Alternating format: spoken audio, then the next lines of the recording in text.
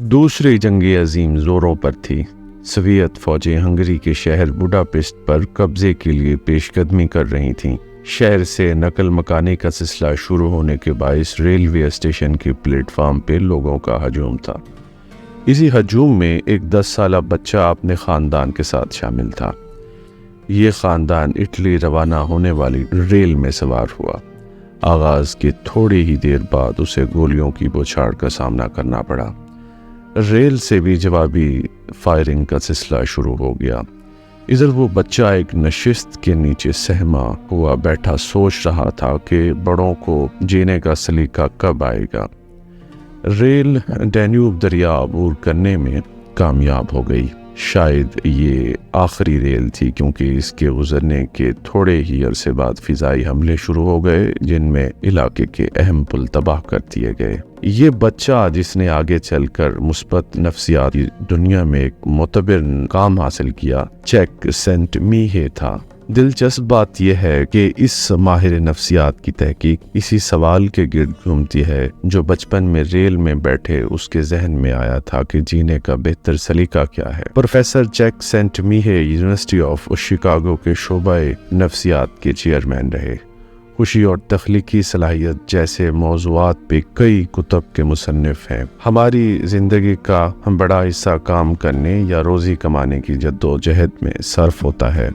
لوگ عموماً اپنے کام کو ایسی چیز نہیں سمجھتے جس سے خوشی حاصل کی جائے، بلکہ اگر انہیں اختیار حاصل ہو جائے تو وہ کام سے دور رہنا پسند کریں گے۔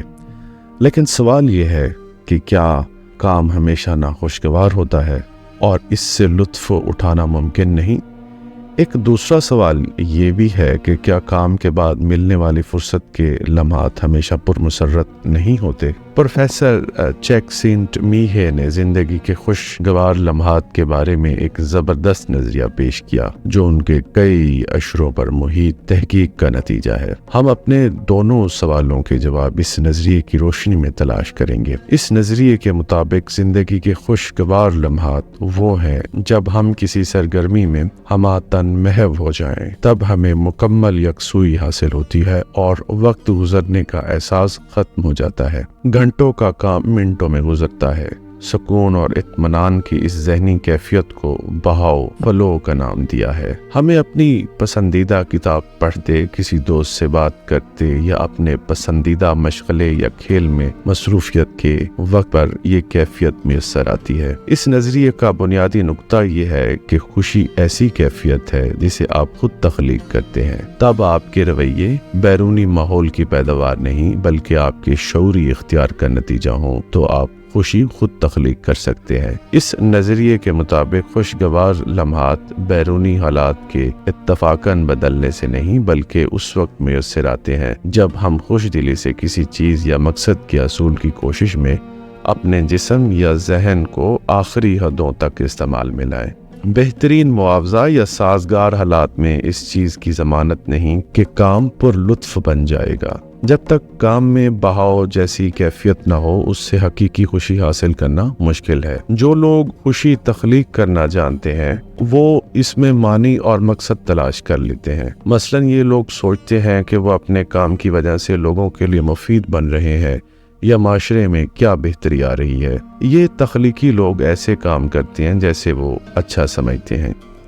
وہ ایسا کام کرنا پسند نہیں کرتے جو مادی فوائد تو دے لیکن ساتھ ہی جذباتی طور پہ انہیں نقصان پہنچائے۔ یہ لوگ کام میں ایسے مواقع ڈھونڈ لیتے ہیں جس سے اسے پرمسرت بنایا جائے۔ ایک صحافی جو خبر کی سنسنی خیز کہانی لکھتے ہوئے سچائی کے عنصر کو بھی اہمیت دینے کی کوشش کرے تو وہ دراصل اپنے کام میں ایسا ہی موقع ڈھونڈ لیتا ہے جس سے اسے پرمسرت بنایا جائے۔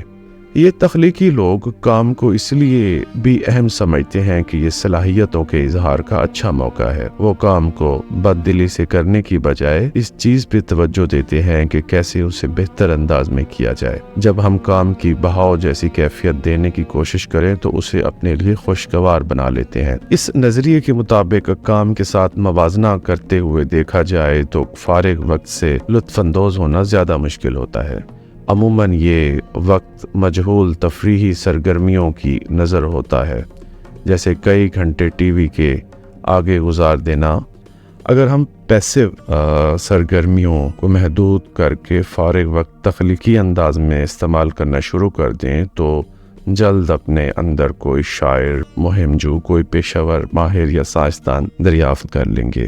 جو لوگ کام سے لطف اندوز ہونا سیکھ لیں اور فارغ وقت کو ضائع نہ کریں، وہ اپنی زندگی کو خوشگوار بنا لیتے ہیں۔